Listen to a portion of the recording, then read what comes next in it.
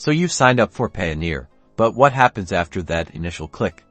Let's dive into completing your account setup to unlock all its powerful features. Once you've completed the initial signup, you'll likely be greeted with a prompt to finish setting up your account. This is crucial for verifying your identity and ensuring all your Payoneer services are fully activated. The first major step is usually identity verification. Payoneer needs to confirm who you are. You'll typically need to upload scanned copies or clear photos of a governmental ID, like a passport or driver's license. Next, you'll be asked to provide more detailed information. This might include your current residential address, phone number, and if you're signing up as a business, some company details. Be sure to fill these out accurately.